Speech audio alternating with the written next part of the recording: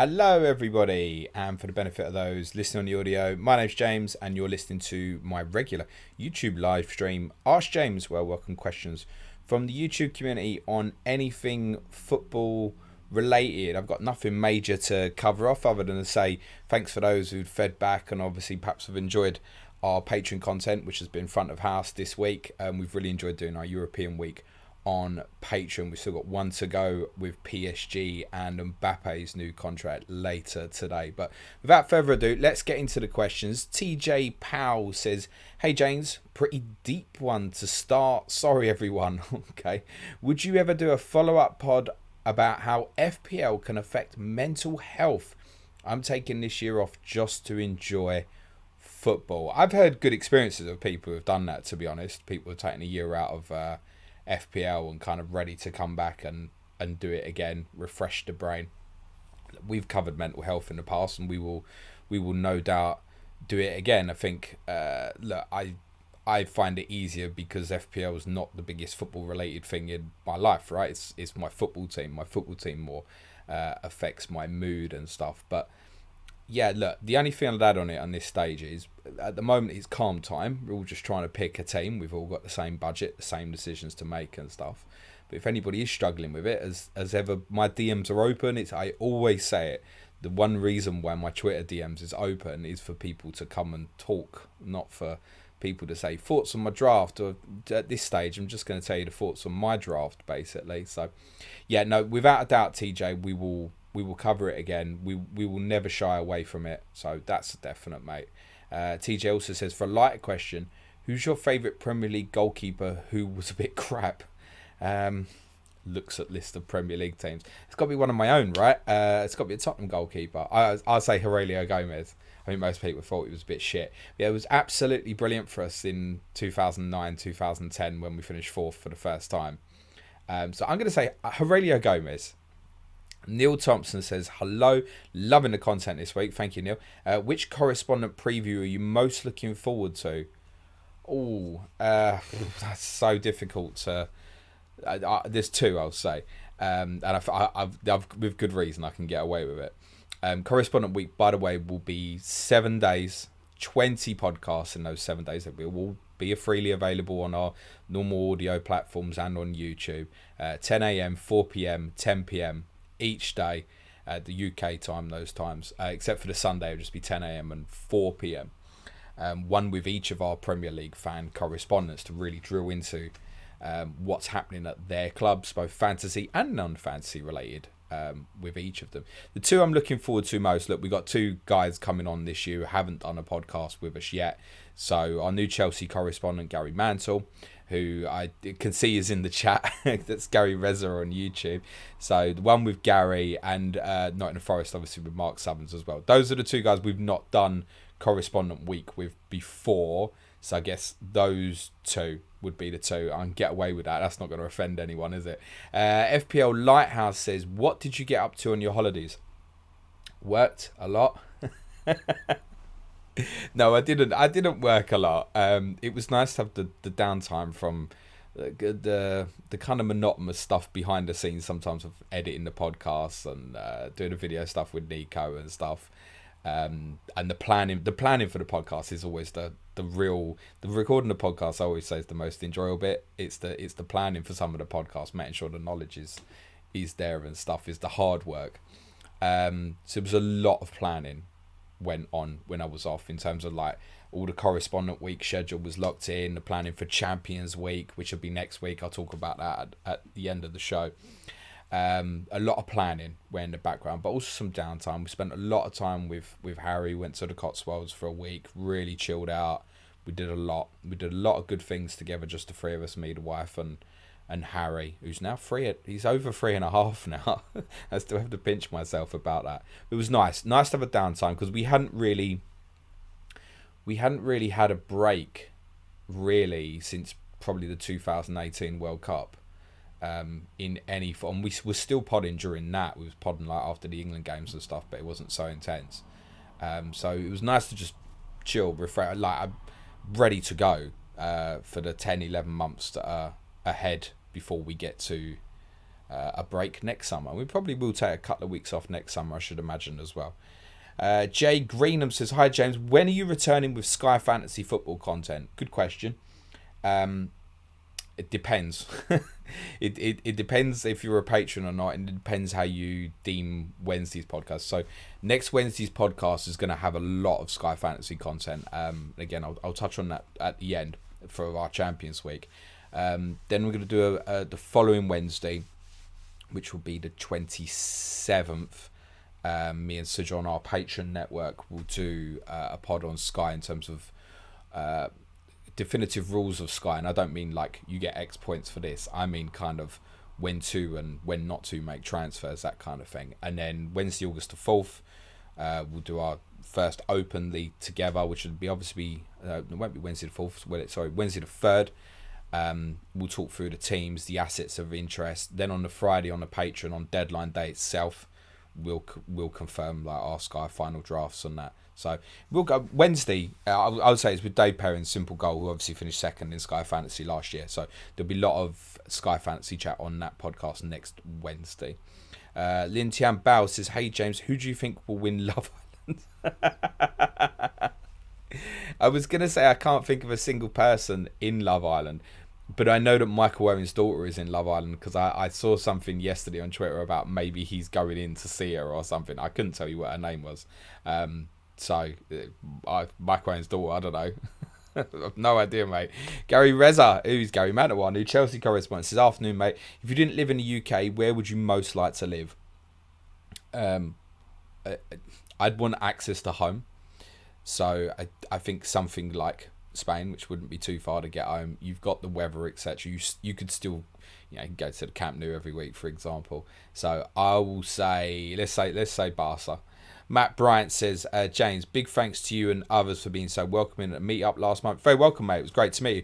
Would recommend to anyone, even if you're nervous about meeting new people. When are you getting Sim on the pod? Might cause Sim some of his own problems knowing his job title now. If I got him on the pod, he's an absolutely brilliant lad. Great to meet up, Matt. And we will do something. It's not going to be before the season. Look, obviously, Fest are doing their thing on deadline day. I won't be going purely because I'll be doing the deadline stream here on YouTube.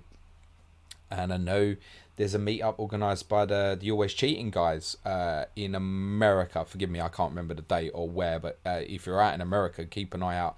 I want to say Baltimore, maybe.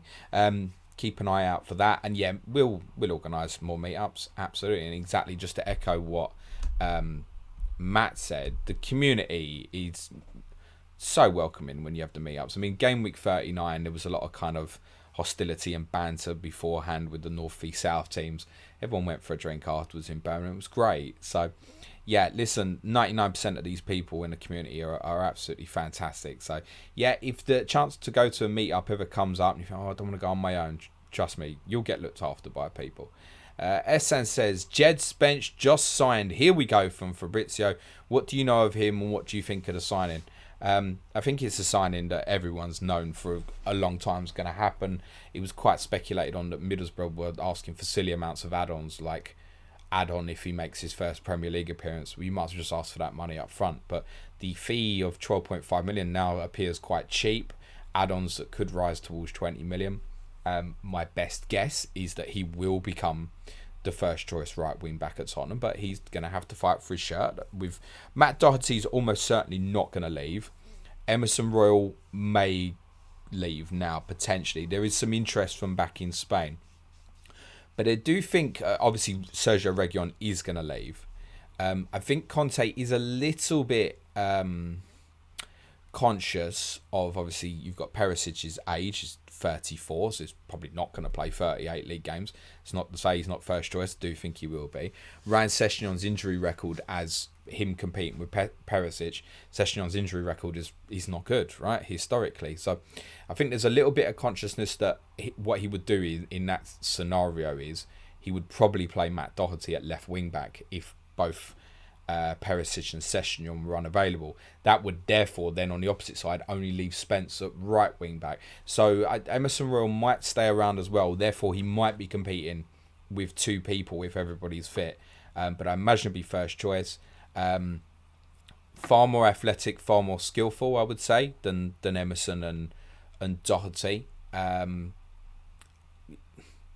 I'd say, unlike the other two, more comparable, and I have to be careful here with these comparisons, but more like what we would deem an Antonio Conte wing-back, in the sense of what he had with Victor Moses at Chelsea, and then obviously Hakimi is one of the best in the world at it, obviously at Inter Milan. Two very different players, but that absolute attacking energy from right wing-back, it's something that I think Spence will bring more than the other two, and that's why I imagine he's going to be behind the other two in terms of pre-season and stuff. That's obvious.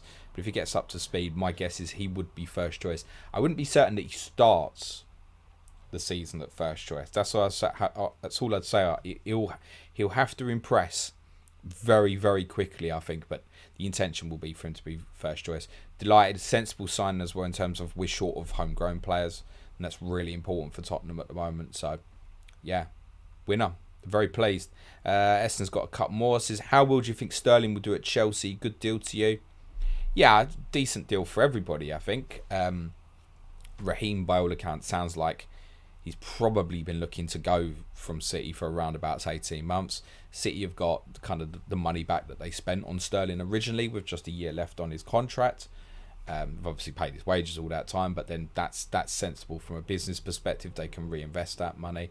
And Chelsea need a player, without doubt, who can come in and get 15 to 20 Premier League goals. And to be honest, if you said now Raheem Sterling will play 38 games for Chelsea, I would expect Raheem Sterling to be in and around them numbers and potentially challenge for the Golden Boot. So, yeah, I think it's great for all parties. At the moment, it's a little unknown in terms of where exactly he'll play, be it left, right, up front. Is it going to be three at the back? Is it going to be 4-2-2-2 for Chelsea? In which case Sterling could play right up front with Havertz, for example. We don't know.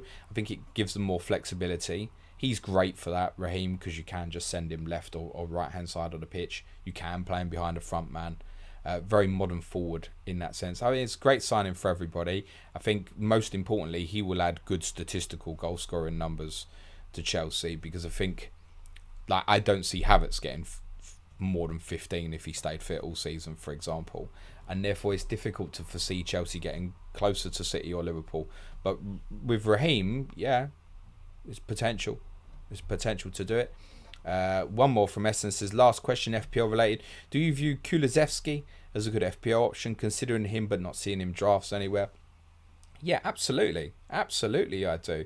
I think it's one of them where I see a lot of people saying it. I want to have like Haaland and Kulusevski, or Kane and Foden, for example. So you've got coverage of the both. I think with Kulusevski, one of the reasons for that is he doesn't feel like cover at all, really. Despite his brilliant attacking numbers, I think there's almost a feeling for those who are going without Son or Kane that Kulusevski can't cover them. Let's put it that way. So you almost make the decision just to go completely without. And I think for those who are going with Son or Kane or both, there's a potential to overlook it. I did actually, honestly, I have seen a draft this morning that had Kane, Son and Kulusevski in it. I'll caveat by saying I think the intention of that draft is to wildcard in game week 2, actually. But yeah, great option. What 13 attacking returns in his 18 appearances so far. Admittedly, look, it's 5 goals and 8 assists, I want to say. And ironically, all 5 of those goals came in away games, actually, as well. Yeah, he's a great option. He's not out of my thinking. Not out of my thinking at all. I would still expect him to start first choice. He is fit. He didn't play in career on Wednesday, but he's fit to play in the game out there against Sevilla tomorrow. So there isn't an issue there. I would still expect him to start as first choice. Primarily as well because he's got the creative eye. He's a good ball carrier despite not having the pace. We lack creative players, and Tottenham are targeting to buy a creative player before this window shuts, and that might have an impact possibly on Kulusevski. But if the season started tomorrow, I would expect Kulusevski to still be in the starting lineup. So yes, I think it's a great option. I think is that influence as well, and obviously Richarlison's come in, and there's a few. Oh, is it Richarlison on the right possibly? Because Son and Kane are still going to start as first choice. So if Richarlison was to become first choice, you presume if the system's the same, Kulusevski would be the one to miss out. And it's probably that doubt that's affecting people. But nah, I wouldn't put anyone buying Kulusevski at all. Mick White says, hey James, do you think Pope will start ahead of Dubravka for the Toon? Are either of them viable FPL options? I'd be staggered if Dubravka started over Nick Pope, to be totally honest with you. There's not a doubt in my mind that it would be Nick Pope. And that maybe Newcastle fans have got better insight on that than me. But no. That there's certain ones with, like, I'll give you a better example, like Bazunu at Southampton and Sam Johnson at Palace. I'm pretty sure those two goalkeepers will become first choice. I wouldn't be certain right now that they'd start game week 1, for example. I'd be very surprised if Nick Pope didn't instantly become the first choice goalkeeper at Newcastle. Be very, very surprised. Is Pope a viable FPL option? Yeah, absolutely. Absolutely, of course he is. I think if you were getting a Newcastle defensive option for the same price, I'd rather you went for Trippier at the moment. But it might be you're going with 5 more expensive defenders and then Pope's therefore a fullback. I must say at the moment, Trippier wouldn't be out of my thoughts. I think Pope would be, personally. It's just that run at the start. And I think it's knowing that the game might force many of us into an early wild card. And I look at Brighton away, City at home, Liverpool away. It's not great in the first 5 for Newcastle. So I think it's short-term thinking possibly, and therefore I'd be probably overlooking it at the moment. Ryan Walker says, hi mate, happy Friday. Wondered your thoughts on the Liverpool and City captain rotation versus the Spurs and City. So I've not really spoke to you guys about FPL much since we did the first drafts pod last Friday. And I had a tinker around the other day looking at what I would call a 10 plus 5. So it's having 5 cheapest bottom price players. So 4.0 keeper, obviously dead. 4.0 defender, 2 4.5 million midfielders and a 4.5 million forward. Now, of course, you got to start one of them. Be it Nico Williams, Josh Da Silva, the 4.5 forward wouldn't matter at the moment, Andreas Pereira, and actually rotate a bottom-ender player. So, Nico Williams potentially play a third of the games, Da Silva a third, Pereira a third of the games, for example. Looked at that. And I found the best setup for that actually was to go down the Son and Haaland captaincy route. So at the moment, Mo Salah's not in my draft at the moment, despite the fact, and I maintain it, that if you want one premium, if I was going one premium, it would definitely be Mo Salah. But I've looked at that, and obviously you can probably guess it would be Robertson, Trent, and Diaz. I'd go those 3 Liverpool instead at the moment. And it's partly that he's looking at it and going, yeah, the Spurs City captaincy rotation is pretty good. So if we look at the first 8, for me it would be Son versus Southampton. Then you've got Haaland versus Bournemouth. These are all home games, by the way. Son against Wolves. Then you've got Haaland against Palace. Haaland against Forest. Son against Fulham. Haaland against Tottenham. And then Son against Leicester. All home games. That's the first 8 up to the international break. And you do look at that and think, that's okay, That is okay. The scary ones, arguably, with Salah's actually possibly game week 1 would be the scariest with Fulham. A little bit the unknown. And also Bournemouth game week 4 would be the one. They'd be the only 2 that really bother me. I think with Mo, it's easiest just to go with him as your main premium because I don't make him worse than second best option in the first 7 game weeks, really. Like game week 3, I've said, is the one you can really look at alternatives in your planning. So, for example, Jamie Vardy's at home to Southampton. You've got perhaps Jesus away to Bournemouth. Maybe Jared Bowen at home to Brighton. There are alternatives in game week 3 because Liverpool go to United, City go to Newcastle, and Chelsea go to Leeds is another one. Reece James, Raheem Sterling, for example. So game week 3 is the one that's really kind of open, where it does feel like the other weeks you're probably looking at one of the top end premium options, I would say. So yeah, I've looked at that now. I think Son, Haaland. Plus it was reflecting on my comments about Haaland, and I've obviously spoken a lot about the ownership is quite off-putting, and then looking for alternatives. But I see more and more people thinking about going Kane to Haaland in game week 2. So despite Haaland is obviously going to start monstrous ownership, like I feel like it could get higher going into game week 2. Then you look beyond that and you go, well, if he's fit, he's got Palace at home in 4, Forest at home in 5. Who's selling him? So I've looked at it that way, and it's kind of similar thinking with Jesus as well, who's back in now for me. I'm not saying by any means I'm definitely starting these players, by the way, because a lot will change in terms of transfers, thinking, everything. But with Jesus, it's like it almost feels, reflecting on it more again, the ownership's off-putting, but start with him and come down if it's shit. Whereas if he starts well and you're sitting there with a 7.5 and you're trying to force to get him in for Bournemouth away, Fulham at home, that feels quite difficult. And he's incredible price. It's almost like Jesus, it really feels like the one to me where it's like, I'm overthinking it. He's brilliant price. He's going to play up front for one of the best teams in the league. They've got the best set of fixtures in the first 8 if that early wild card didn't happen. I think Jesus for me would be one I'd probably be looking at going, am I looking at a wild card as early as game week 3? In which case, there are others I would consider like Ollie Watkins, Callum Wilson, for example. So, there you go. That's a nice overview for you. It didn't really answer your question though, Ryan, did it? In terms of Liverpool City captaincy rotation and Spurs City, but it works much better, and that's purely because in Liverpool and City's case, they're both at home or both away. I want to say till game week 10 or so.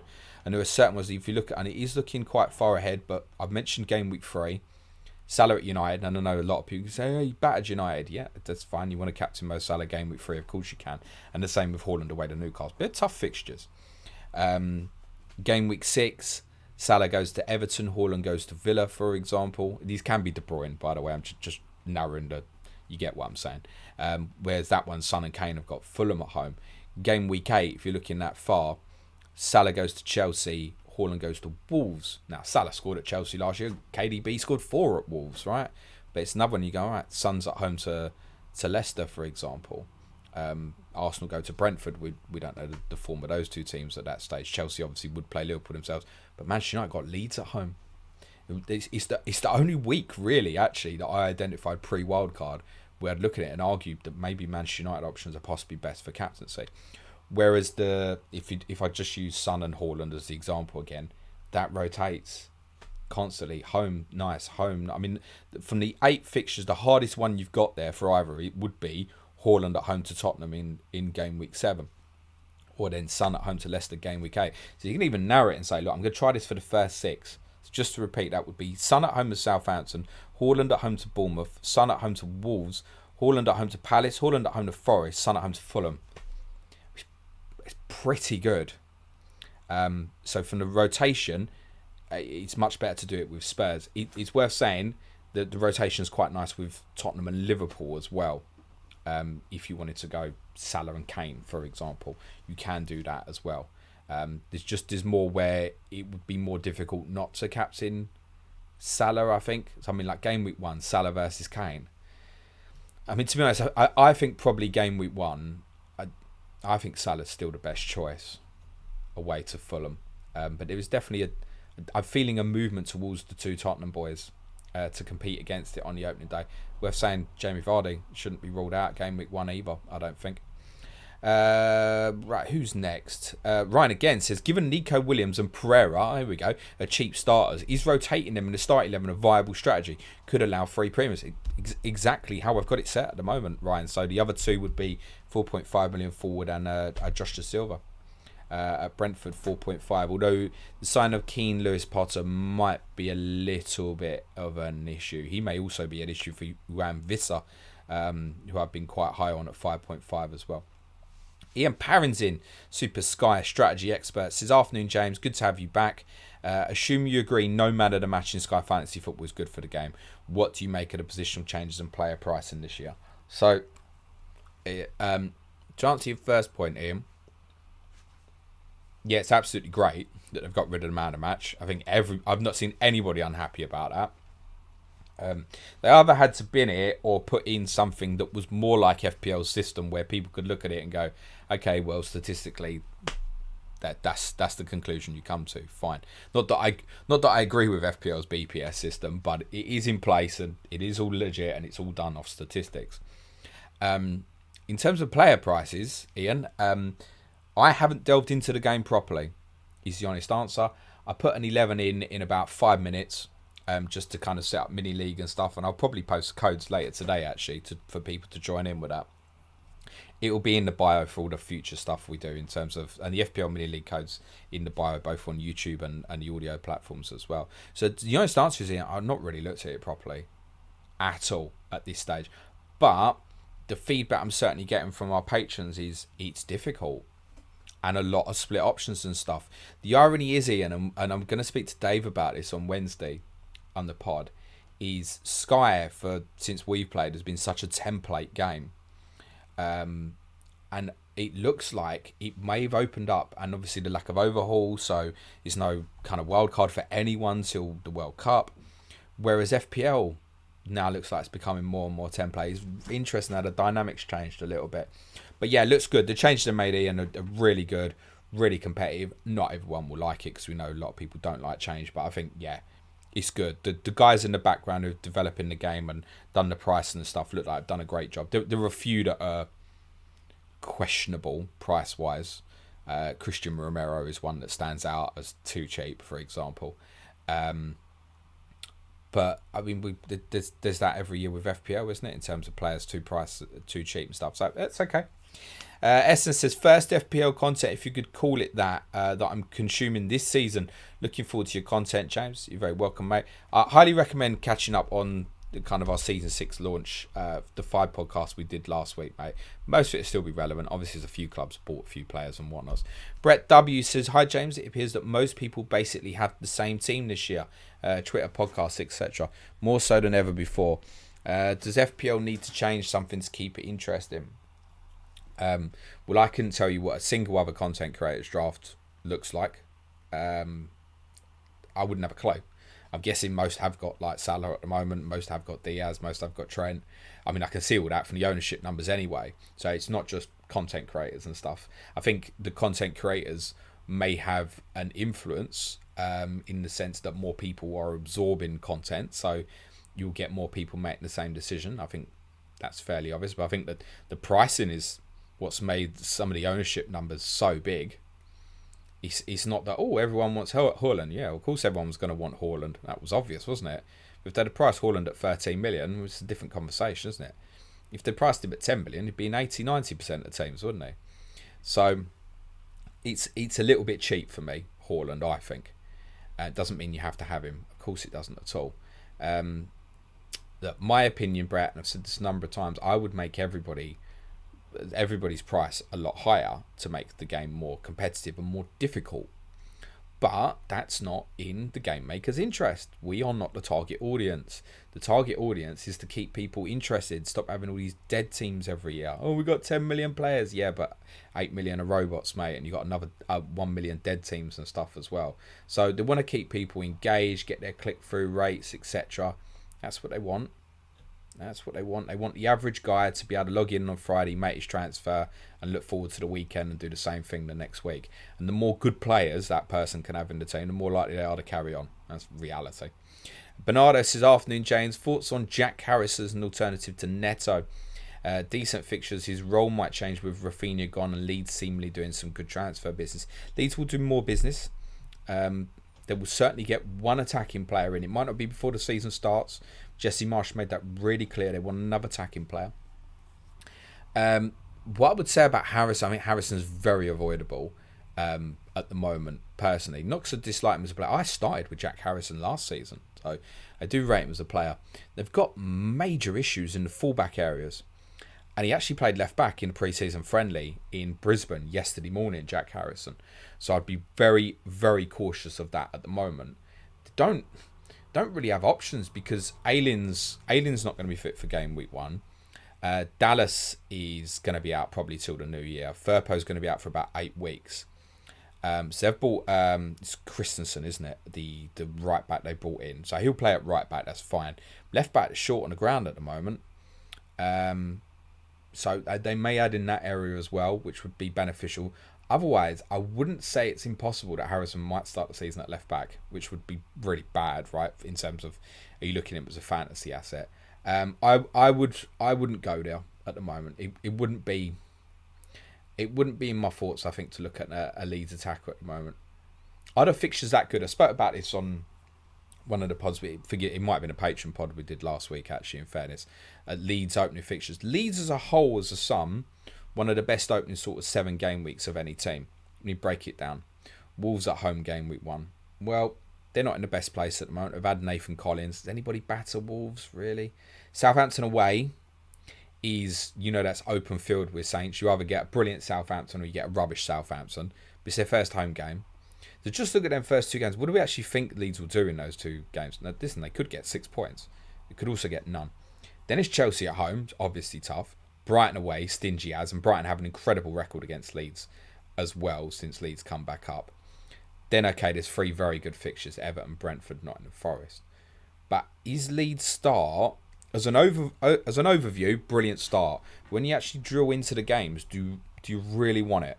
And again, it's something we'll speak about with Andy Martin in correspondent week. So hopefully by the time that comes around, the situation with Harrison may look a little bit clearer by that point. Sim says, watching this live whilst on a plane. Hope you're good, James. You're very well, mate. Safe flight, safe travels. I've never heard of anyone watching me live on an aeroplane before. Make sure you're in your aeroplane mode, mate. FPL Grand DT says, hi James, good morning from USA. Good morning. FPL Lighthouse says, hi James, what do you make of the transfer saga regarding Frankie de Jong? I should cover it, but I feel like I've been covering it for our advanced tier patrons every morning over the last couple of weeks. So what I make of it is Manchester United have agreed a fee with Barcelona, that we know. We know that Barcelona want the player to go, but we don't know that Xavi wants the player to go. We think Xavi possibly wants the player to stay, actually. The player wants to stay. That doesn't mean he doesn't want to join Manchester United. It means his priority is to stay at Barcelona. That said, do we expect him to come out and say, I want to leave, when we know that Barcelona owe him all this money? Well, the smart player at the moment is to look like he's very happy with what he's doing at Barcelona. So, I don't think, if he was desperate to leave Barcelona and go to Manchester United, I don't think he could come out and say it. It's worth saying. But I think, reading between the lines, it does sound like he wants to stay at Barcelona. We did a pod on Barca Monday, and one of the things we debated was, it's still the most attractive football club in the world to play for when you think about it. They're one of the elite. I mean, let's say at worst case scenario, one of the top 4 clubs in the world. That's worst case scenario. Stadium falling apart a bit, but very iconic, and it's going to get renovated and sorted out. You've got the city lifestyle, the night lifestyle, and the beach lifestyle, all in Barcelona. I mean, who else can compete with that? There'll be one of them missing for almost any other big club, certainly in Europe.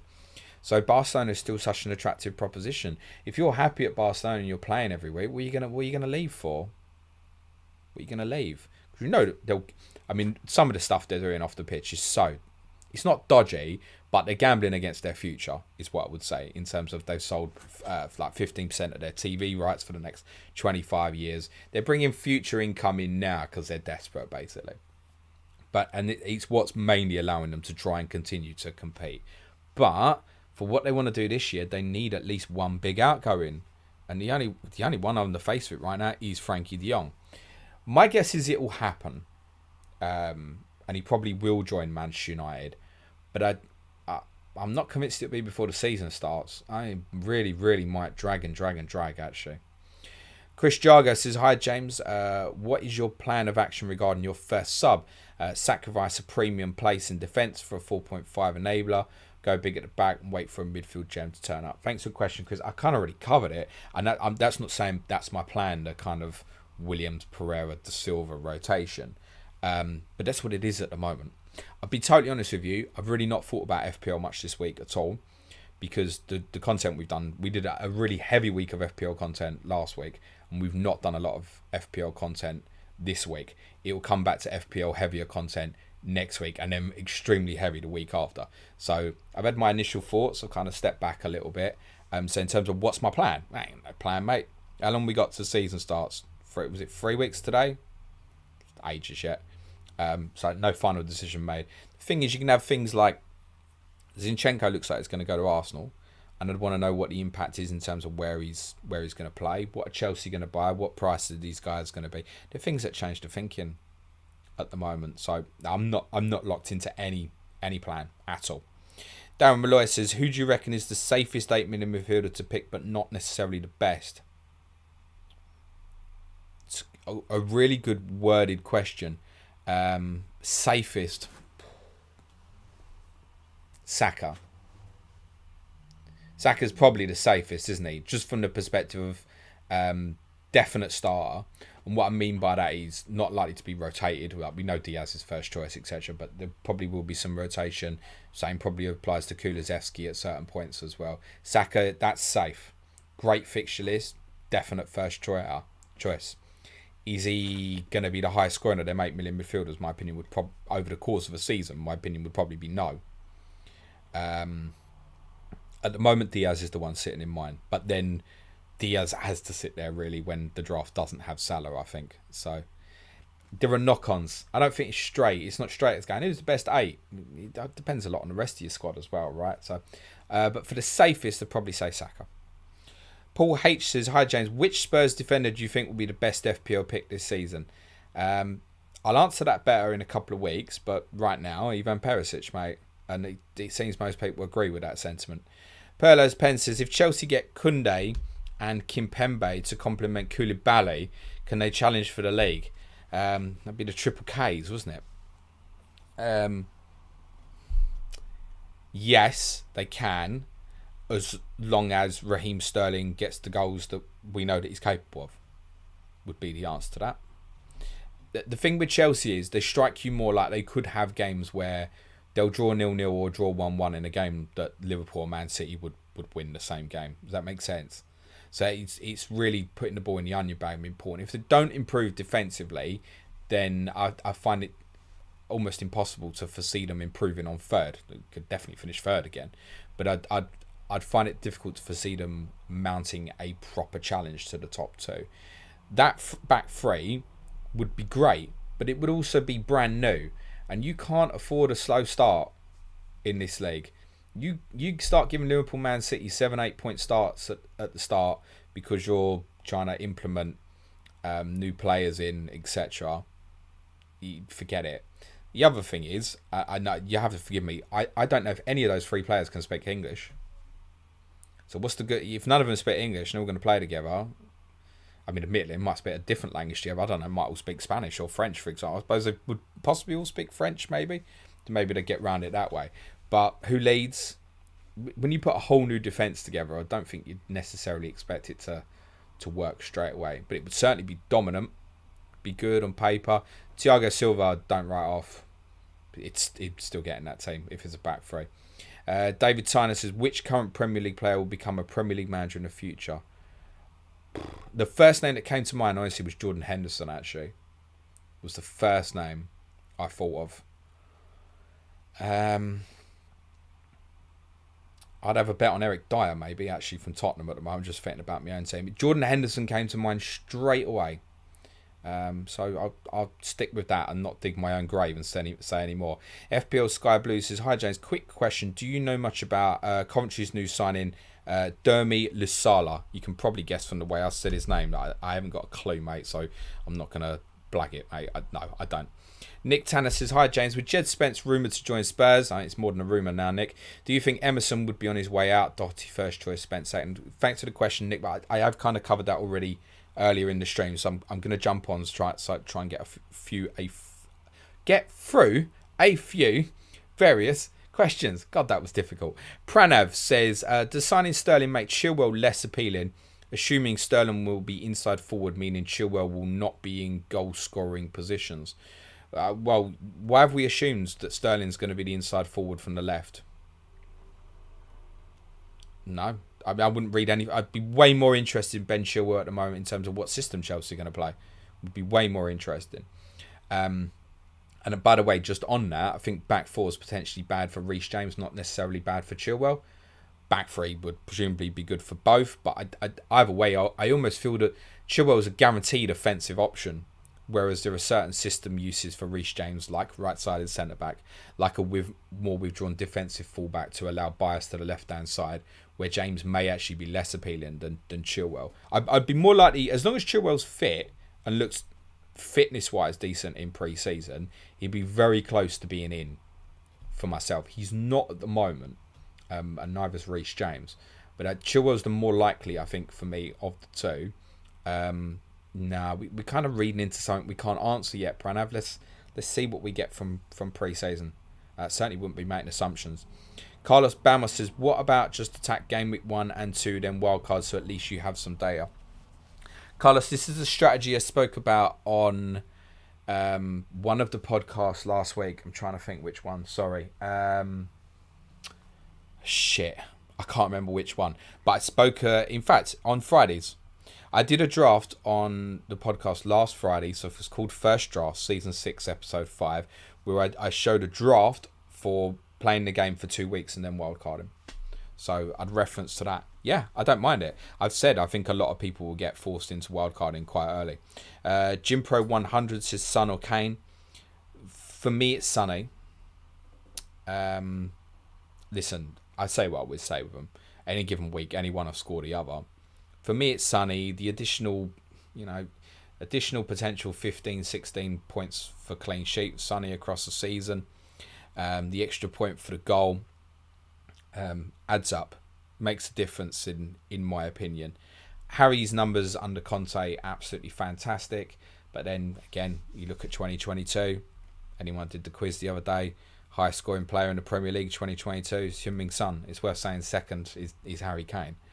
To shows you the capability of those two up front together. It's Sonny for me, I think, and is also the what if it goes wrong in game week 1 for Harry against Southampton and Haaland does well at West Ham. You look at game week 2, Kane going to Chelsea and Haaland Bournemouth at home, and it's just such a predictable move that people will make. That's why I said although I've been looking against Haaland, he's in at the moment. With Son, that's not quite the same case. Where I don't foresee that being the other way around, where suddenly that happens, then everyone goes, "Oh, I'm going Son to De Bruyne." I don't foresee that in the same way. Maybe I've got a bad read on that, but I just don't foresee that in the same way. And perhaps that's because of setup as well, where I think most are going with Salah. Those going with Salah and Son are no premium forward. Perhaps, yeah, Son to De Bruyne game week 2, but not to the extent I think Kane to Haaland game week 2. And I have to factor that in the thinking. Slight advantage to Sonny. Thing is as well, if one of Sonny or Kane was to do particularly well at Chelsea, probably is Sonny as well in terms of the counter-attacking power of Tottenham. Jonathan Nyman says, seen few options in drafts around competing for spots in World Cup squads, first 11's players that really need to step up their game for personal gains. Could this be a strategy? 7 to 8.5 million mids, etc. So would you rule out Kulusevski, for example, because you go, Sweden ain't in the World Cup, won't bother with him? Do you think I'm going to go with Son over Salah because Son's going to the World Cup, Salah's not? So for me, this is overthinking. I think the nearer we get, maybe that kind of October, November period, there might be people on the fringes. I've mentioned Dominic Solanke as an example. Like, they've got an awful start. Bournemouth have a really good run for about 10, basically from game week 5 to the World Cup is not bad at all. So that someone like Dominic Solanke, could he make like a real late claim to be in the England squad, for example? Yes, I think there's some validity in it. In terms of picking your starting team, no, I would not factor that into thinking for game week 1. Jim Pro 100. Also, do you see Conor Gallagher coming a viable option? Probably not. But I do think he'll get in the Chelsea team. I don't know. Again, I'm not sure about game week 1. Again, we'll get a better idea in terms of where Tuchel visualises using him this season. My instinct is probably deeper. I actually foresee him taking over N'Golo Kante's position in the longer term in that Chelsea team. So I would have to say no, but it could easily be that he looks at going, play Gallagher at 10, Mount left, Sterling right, Havertz up front. But again, that probably needs a back four, right? So again, we ain't got the information. Yeah. Nick Tanner says, if Cucurella moves to City, would that be tempting? Only 5 million. Yeah. But he's not a Manchester City player at the moment. Brighton have offered him a new contract. What I would say is if City obviously do let Zinchenko go to Arsenal, then they've basically got Walker, Cancelo, that's it, and Aki probably cover for left back, Stones cover for right back. It's not ideal. They will want another one. That's fairly clear. But Brighton won't be bullied about it. They'll have a valuation on the player. They're also not keen on selling two of their best players in the same window. Obviously, The Basuma situation was a little different. 1 year on a contract, he went to Tottenham. Fine. Cucurella apparently is not kicking up a fuss to get out of Brighton either. Believes the opportunity will come again in the future. It also feels, I think, a bit of gratitude to Brighton for giving him a chance in the Premier League as well. Why didn't City buy him last year, for example? So I wouldn't be certain that will happen. So it's not overly in my thoughts at the moment. Dan Folkard says, who will get more minutes, Lewis Potter or Vissa? I can't decide between them. Don't yet, Dan. Wait for Tom Med on Correspondent Week and come back to it. Leave whichever one you fancy there at the moment and make a decision close to the time. That's your structure. You don't have to decide now, mate. Jahan Ahmed says, Eddie Howe's averaged 1.62 points per game over his tenure. That would be 62 points over 38 games, which would have had Toon 6th last year. Can they infiltrate the top 6 this year? Yes. Yes, they can. Will they? To be confirmed. But yes, they can. Yes, they can. I've spoken and I've received a little bit of stick for it, saying that, you know, if Manchester United don't sort themselves out in the transfer window, and they are beginning to, in fairness, then I thought that Newcastle could potentially be very close to them next season. I feel that a little less now. Newcastle are obviously coming into problems in terms of trying to buy a forward, and I'm sure they probably will, but they found it difficult because people want to take the piss out of them. And the reality still is that top 6 is really difficult to break into. Listen, all the top 6 clubs right now are feeling confident. All of them. City and Liverpool rightfully feel confident. Chelsea's been concerned, but they're obviously doing business now. They're confident. Tottenham fans are confident. Jed Spence is going to be the 6th signing. Great end to last season. Arsenal fans, some of them are a bit deluded, but believe me, they're confident. There's a few of them think they'll win the league. I promise you. They probably won't. But they're confident. And United fans, it's the same story. They're seeing Martinez coming in. They've all decided that Malassi is the best left back that's ever existed. And Frankie de Jong's going to make him the best midfield in the world and stuff. For me, it still doesn't fix some fundamental problems. But we're hearing Ten Hag wants another three or so players as well. So to break through that is extremely difficult. Can Newcastle? Yes. If Newcastle finish on 62 points next season, they will be bloody close to 6th. Bloody close, if not in it. So, and that's what Newcastle have to do, by the way. Me and Suj spoke about this so much last year in terms of, I kept saying about West Ham, like, stop worrying about what other teams are doing and just focus on yourselves. 2 points per game, 2 points per game. The closer you are to 2 points per game, the more you've got a chance. If you hit 2 points per game, you will finish top 4. Now that's 76 points. No one was expecting Newcastle to do that. And 76 has never not been enough. Arsenal finished on 75 in 16-17. That's the highest points total not to finish in the top 4. But it wouldn't be that surprising if kind of United, Arsenal, Tottenham and Chelsea all improve on their points tally next season. So it's not necessarily getting easier. Newcastle got to focus on their own. Consistency against the weak teams is really important. You play a home game against someone weaker than you, got to win. Gotta. Those are the more pressure ones. Then in the years to come, it will be the games against the teams in the top 6. Pravish Dahal says, hi James, why aren't Spurs linked to buy a creative midfielder? I can answer that very, very easily, mate. They are looking to buy a creative midfielder. And they've got their eye on the market. Read anything that's Tottenham ITK suggests Conte wants a creative midfield player. So they are looking. Dan says, please help James, Lewis Potter or Vissa. I've already done that one once, mate.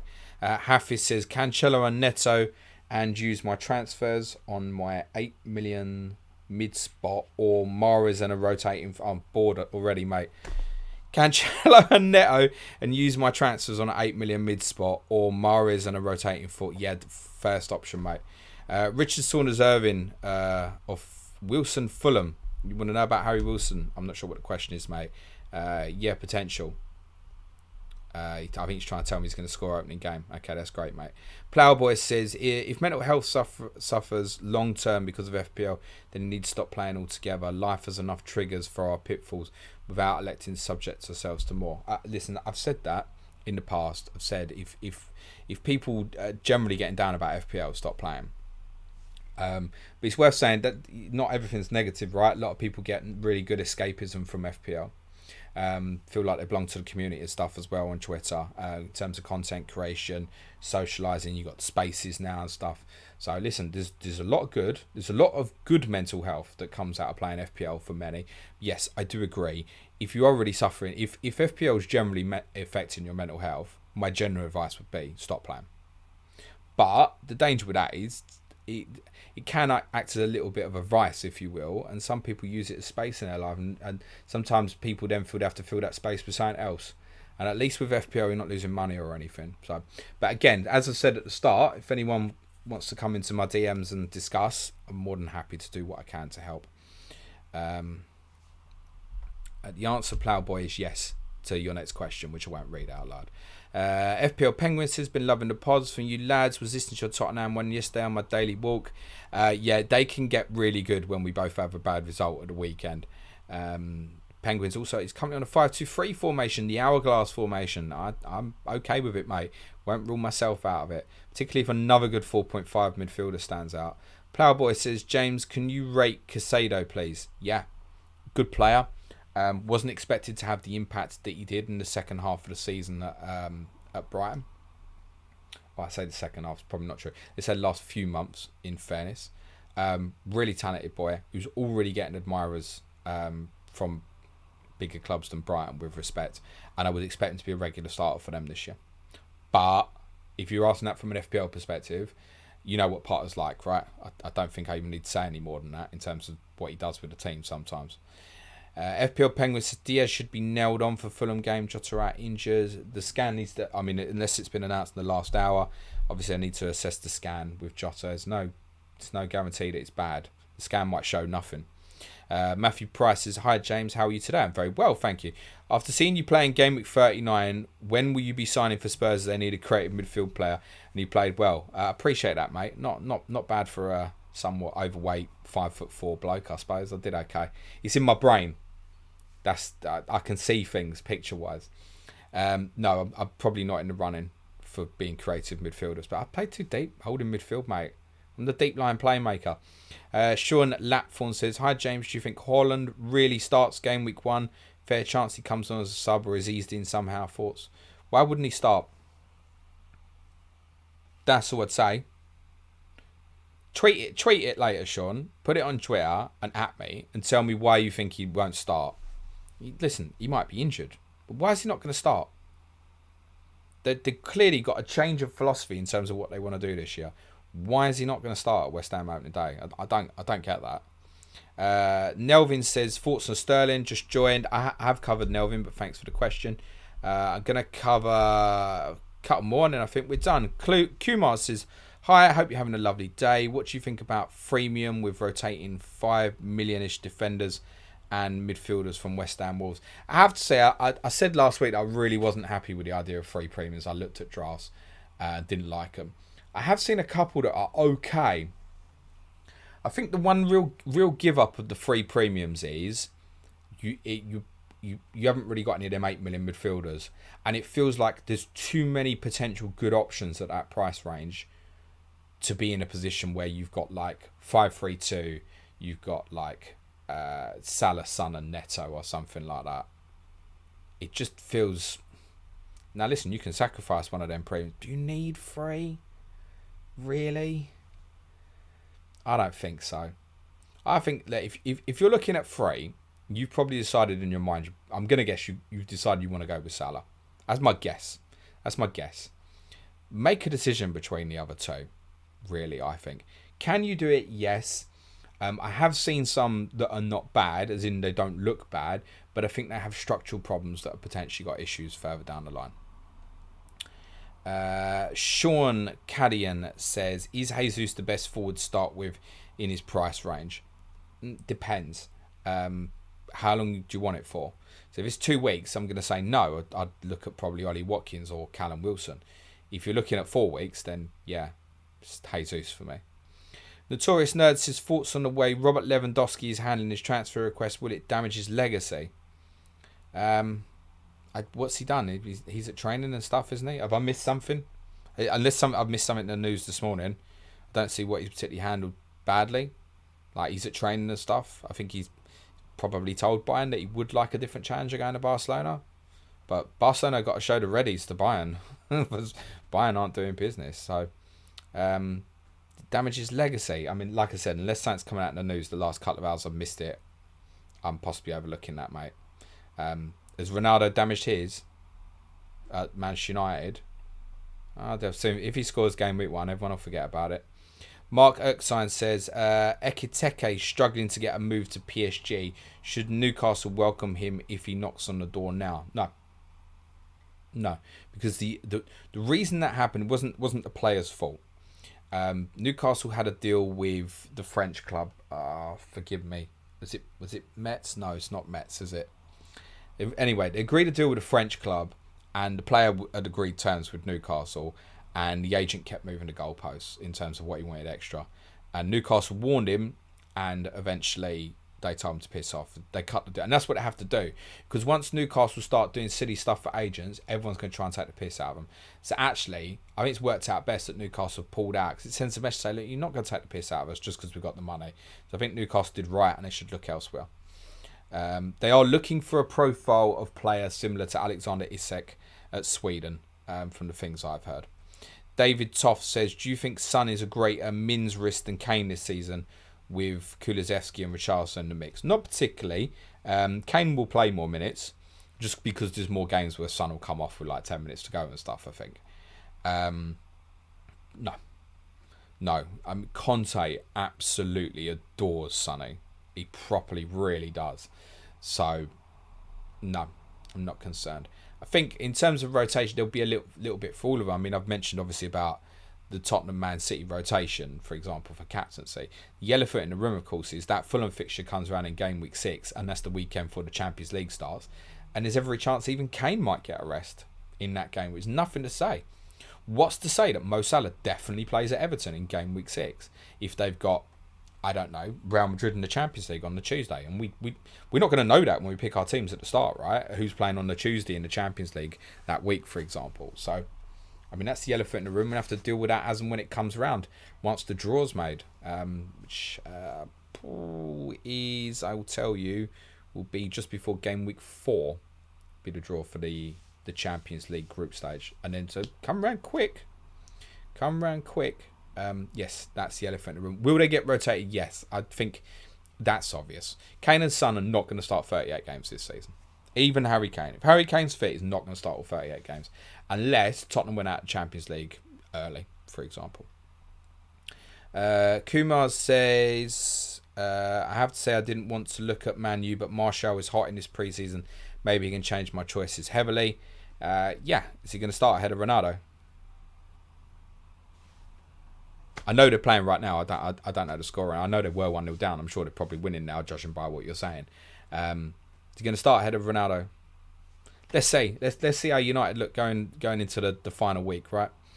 They've got the worst start, of my opinion, kind of first 6 and first 3 of the top 6 clubs. But it should be said, yes, Sancho, Rashford, Martial are all brilliantly priced, where they can very quickly become options. Rated R says, hi James, do you feel Alvarez will make his debut at City on opening day? Probably not, would be my guess. I note that he can play in wide positions as well. I don't know a huge amount about the player. Mark said it was Rems, you're quite right, was the club that Ekiteke is at. Kloppite says, could Undev be a hidden gem for that cheap third striker spot, or just go 4.5 midfield striker and spend the 1 million elsewhere? Breuer if he moves at the same price. Like, I think Undev probably will force his way into Brighton. I think Az was right what he said on Black Box in terms of he probably will force his way into the team, but it might not be at the start. And what's their first 3 anyway? United, Newcastle, West Ham. It's not great, is it? We need some information from pre-season, I think. There's every chance Breuer may get a move. West Ham, Southampton, possibly even Newcastle could come to the table. Everton, all reportedly interested. If he's going to look like a starter at 5.5. I know it was frustrating last year, but it's like, don't overthink it. Scott Thomas also asking right immediately after about thoughts on Undev. Sean Lapthorne says, thanks James, just made me realise how no you're not. Yeah, he probably does start. Just need to be reminded, cheers, he's talking about Haaland. I just want to go without him. Vardy's just a points machine. You want to go Vardy over Haaland at start? Fine, you just got to remember, like he said what happens if you want to switch that and stuff? You just got to have a route. Notorious Nerd says, will Doherty be first choice for Spence joining? I covered that earlier on the stream, mate. I'm going to cover the last two here. Jim says, could you rank the 8 to 8.5 million mils from best to worst? So that's Bowen, Saka, Mount, Maddison, Diaz, Mahrez, Foden, Kulusevski. Christ, I mean, you could put a piece of string between all of them.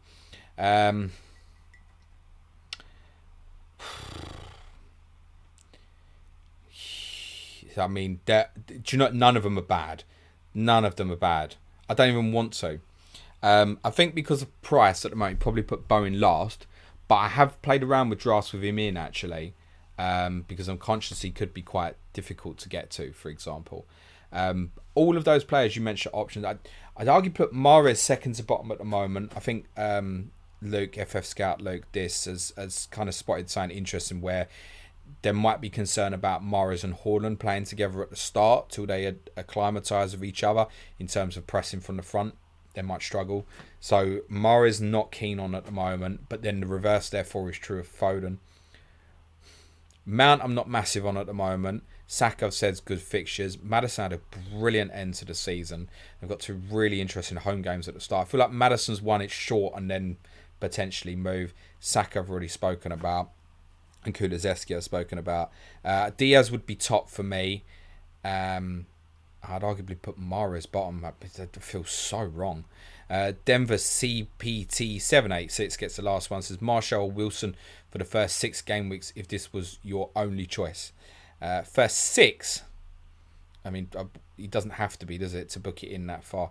I don't think you could nail Marshall into your mind for that long.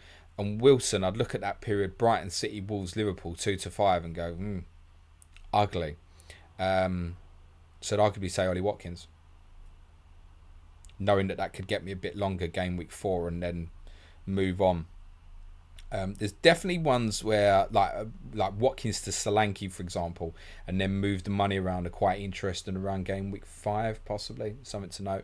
If I had to go with Wilson or Martial right now, it would be Wilson. Because I don't think Cristiano Ronaldo is leaving Manchester United, therefore he will start the season, and therefore I don't think Anthony Martial will. So I don't care if he's got 4 in the friendly today. It's irrelevant basically as it stands. Right, that's all for now, guys. Thanks very much. Just before I finish, let you know what we're doing next week. It's Champions Week. So Suj is on holiday again, lazy bastard. So I've got 5 brilliant guests joining me. The official FPL winner, Jamie Piggott, will be joining me on Monday's podcast. Our correspondent mini league winner, Andy Martin, Mr. Differential lover himself, will be joining me on Tuesday.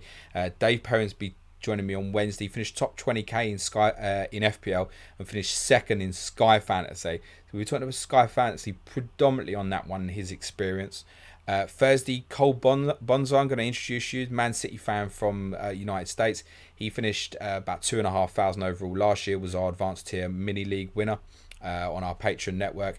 And next Friday, Savanch is going to be joining me, won the Planet FPL mini league last season and finished second in the world overall. So 5 top guests next week, and it's quiz week on Patreon with some of our patrons and correspondents attempting to become the first ever patron quiz champion, I guess. And we've also got an extensive gaffer preview for the Championship Fantasy game next Friday with Rob Pick and FPL Irons. And it's probably going to be a long one, actually. I booked out all the schedule for my Thursday for that Thursday night. It will be a long one. That'll be on our Patreon network next Friday. I wouldn't be surprised if it's an hour and a half to 2 hours. If you'd like to support our content on Patreon, www.patreon.com/Planet FPL. We'll also give you access, obviously, from intermediate tier to all the podcasts we released this week during our European week on AC Milan, Barcelona, the Berlin clubs, Royal Union Saint-Gilloise, a very romantic story in Belgium. We're going to be talking about PSG, Mbappe, FFP and Real Madrid on that Patreon podcast today. You can support our content from as little as £3 a month. But that's it. Other than that, be nice to each other. Enjoy the nice weather wherever you are. Have a great weekend. Cue music, please, man child.